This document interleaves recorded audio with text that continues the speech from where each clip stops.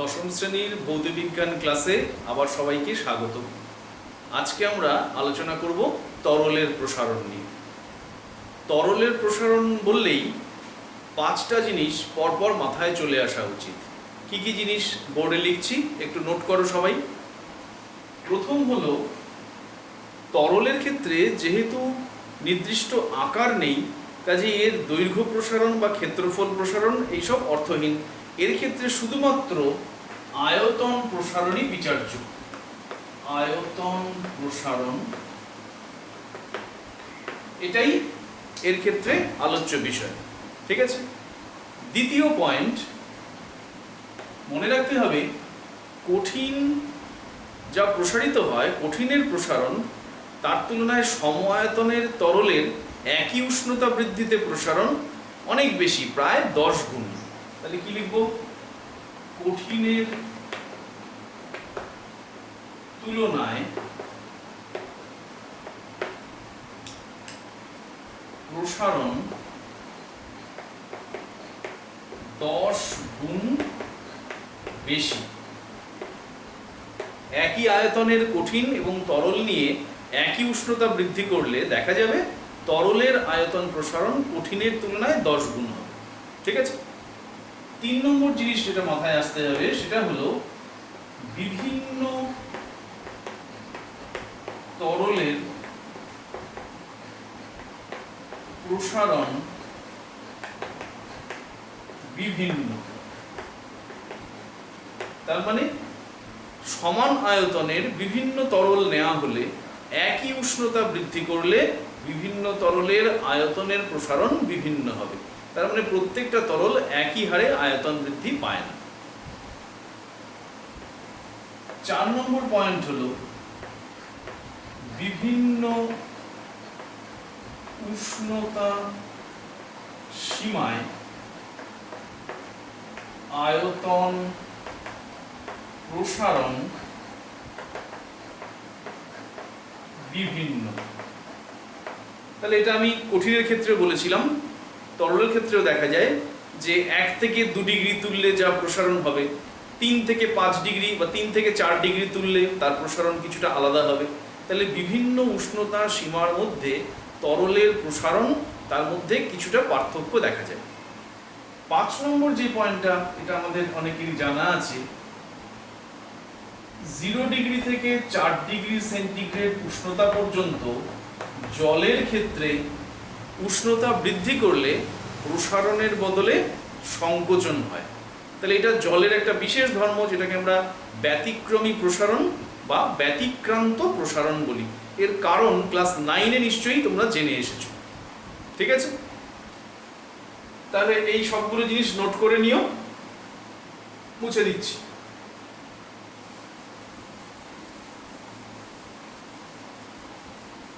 আচ্ছা, এবার তরলের প্রসারণকে আমরা দুটো ভাগে ভাগ করি। তরলের প্রসারণ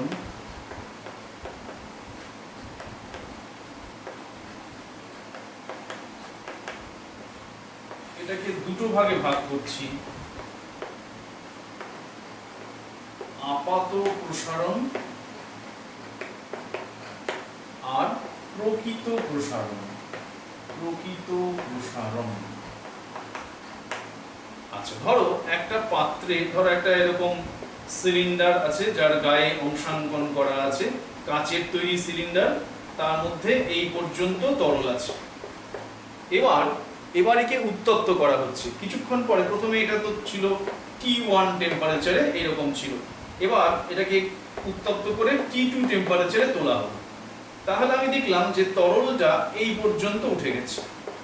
তাহলে T2-তে এইটা আয়তন বৃদ্ধি পেয়েছে। কিন্তু এর সঙ্গে আমাদের মনে রাখতে হবে, যদি আমি উত্তপ্ত করি তাহলে কঠিনেরও প্রসারণ হয়। তাহলে এটা যদি কাচের সিলিন্ডার হয়, কাচের আয়তনও বৃদ্ধি পেয়েছে, কাচের পাত্রটার আয়তনও বৃদ্ধি পেয়েছে। কিন্তু আমি এখান থেকে যদি শুধু ধরে নিই যে তলটা এই অবধি উঠেছে, তাহলে আয়তন প্রসারণ এইটুকু, মানে কাচের প্রসারণটাকে যদি আমরা উপেক্ষা করি তাহলে সেটা হবে তরলের আপাত আয়তন প্রসারণ। আর যদি আমরা কাচের আয়তন প্রসারণটাকেও বিচার করি তাহলে সেটা হবে প্রকৃত আয়তন প্রসারণ। ঠিক আছে, বোঝা গেল? তাহলে আমরা লিখতে পারি আপাত আয়তন প্রসারণ কোথায়, যেখানে পাত্রের প্রসারণ উপেক্ষা করা হয়, আর প্রকৃত প্রসারণ যেখানে আমরা পাত্রের প্রসারণকে বিবেচনা করা হয়। ঠিক আছে, তাহলে আমরা লিখতে পারি প্রকৃত প্রসারণ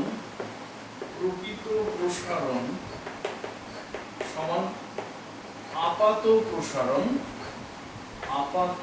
প্রসারণ প্লাস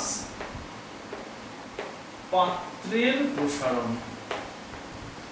তাহলে এই সম্পর্কটা মনে রেখো, এটা আমাদের আবার কাজে লাগবে।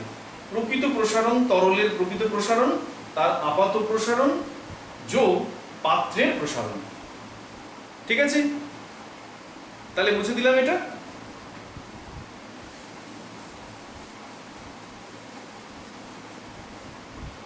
তাহলে আমরা কঠিনের ক্ষেত্রে আয়তন প্রসারণ গুণাঙ্ক পড়েছিলাম, তরলের ক্ষেত্রেও তরলের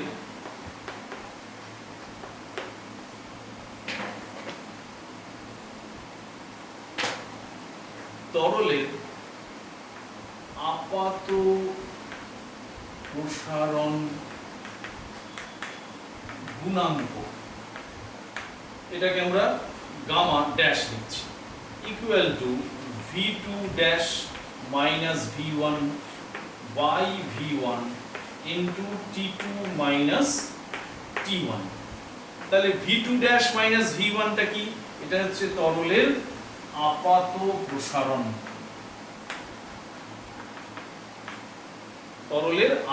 প্রসারণ, v1 হচ্ছে তার প্রাথমিক আয়তন, আর v2 ড্যাশ হচ্ছে তার আপাত, তরলটা প্রসারিত হয়ে যা হয়েছে বলে মনে হচ্ছে।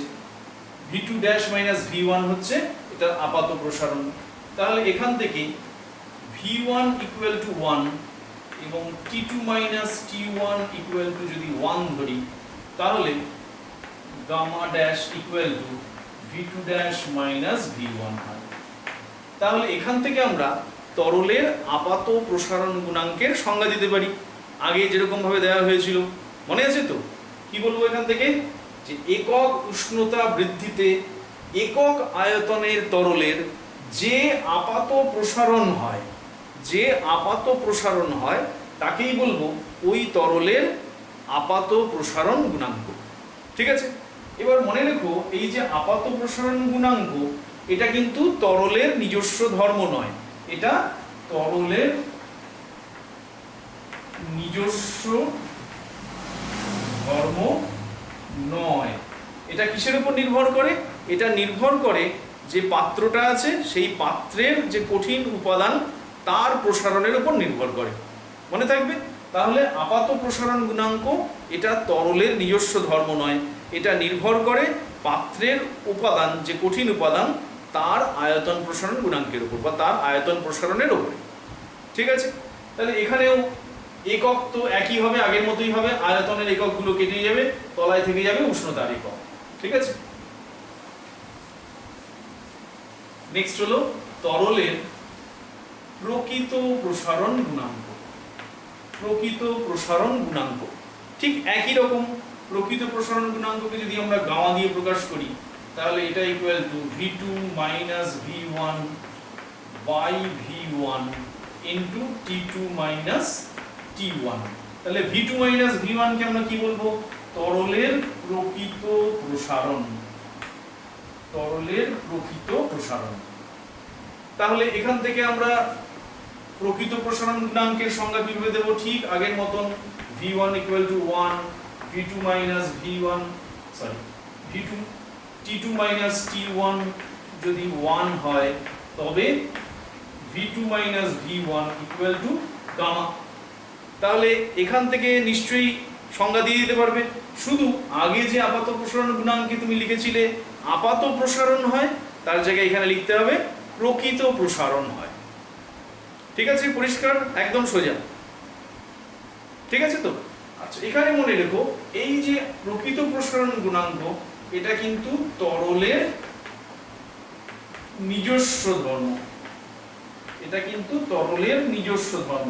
তার মানে কি জাতের তরল তার উপরে এই গামার মান নির্ভর করে। ঠিক আছে, একক ঠিক আগের মতোই। এবার আমরা দেখব প্রকৃত প্রসারণ গুণাঙ্ক এবং আপাত প্রসারণ গুণাঙ্কের মধ্যে সম্পর্ক। তার মানে গামা ও গামা ড্যাশ এর সম্পর্ক। ঠিক আছে, আচ্ছা ধরে নিচ্ছি T1 উষ্ণতায় তরলের আয়তন ইকুয়াল টু V1, T2 উষ্ণতায় তরলের প্রকৃত আয়তন ইকুয়াল টু V2, T2 উষ্ণতায় পাত্রের যে অংশে তরল ছিল তার আয়তন হয় V2 ড্যাশ। ঠিক আছে, V2 ড্যাশ দরকার নেই, আমরা শুধু V লিখছি। পাত্রের যে অংশে তরল ছিল তার আয়তন বেড়ে হয়েছে V। ঠিক আছে, এই অবধি সব ঠিক আছে। তাহলে প্রকৃত প্রসারণ কত হয়েছে? তরলের প্রকৃত প্রসারণ কত হয়েছে? V2 minus V1। আপাত প্রসারণ কত হয়েছে?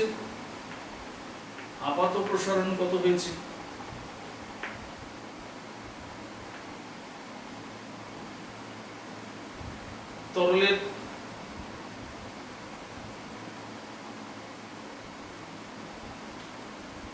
এখানে প্রকৃত আয়তন লিখেছি, আরেকটা লিখে দিচ্ছি T2 উষ্ণতায় আপাত আয়তন ইকুয়াল টু V2 ড্যাশ। তাহলে আপাত প্রসারণ কত হয়েছে? V2 dash minus V1। আর পাত্রের প্রসারণ কত হয়েছে? পাত্রের আয়তন যে অংশে তরল ছিল তার আয়তন পরে বেড়ে হয়েছে V, আর আগে তার আয়তন কত ছিল? তরলের আয়তনের সমান, তার মানে V1। তার মানে এটা হচ্ছে V মাইনাস V1। তাহলে এখান থেকে আমরা তিনটে রাশি বার করলাম। প্রকৃত প্রসারণ হচ্ছে V2 মাইনাস V1, আপাত প্রসারণ হচ্ছে V2 ড্যাশ মাইনাস V1, পাত্রের প্রসারণ হচ্ছে V মাইনাস V1। তাহলে এখানে আমরা ধরে নিয়েছি T1 উষ্ণতায় মানে প্রাথমিক তরলের আয়তন ছিল V1, T2 উষ্ণতায় তরলের প্রকৃত আয়তন হচ্ছে V2, আর আপাত আয়তন হচ্ছে V2 ড্যাশ। আর পাত্রের যে অংশে তরল ছিল তার আয়তন T2 উষ্ণতায় বেড়ে হয়েছে V2, আগে ছিল এটা V1। ঠিক আছে, তাহলে আমরা একটু আগে যে সম্পর্কটা লিখেছিলাম সেখানে আবার ফিরে যাচ্ছি। কি লিখেছিলাম? প্রকৃত প্রসারণ ইকুয়াল টু আপাত প্রসারণ প্লাস পাত্রের প্রসারণ। তাহলে এই অনুযায়ী আমরা এখান থেকে লিখে দিই প্রকৃত প্রসারণ কত? V2 minus V1 equal to আপাত প্রসারণ কত? V2 dot dot minus V1 plus পাত্রের প্রসারণ কত? V minus V1। ঠিক আছে, তাহলে এটা হলো প্রকৃত প্রসারণ, এটা আপাত প্রসারণ, এটা হলো পাত্রের প্রসারণ। এবার বাম এবং ডান উভয় পক্ষকে আমরা ভাগ করে দিচ্ছি। কি দিয়ে ভাগ করে দিচ্ছি? বা V2 minus V1 by V1 into T2 minus T1। তাহলে বাদিক এবং ডান দিকের সমস্ত রাশিকে আমরা V1 into T2 minus T1 দিয়ে ভাগ করে দিচ্ছি। তাহলে V2 dash minus V1 by V1 into T2 minus T1 plus V minus V1 by V1 into T2 minus T1। এইবার দেখো তো যে রাশিগুলো লেখা হলো এগুলো চিনতে পারো কিনা। v2 minus v1 by v1 into t2 minus t1, এটা কি? এটা হলো তরলের প্রকৃত প্রসারণ গুণাঙ্ক।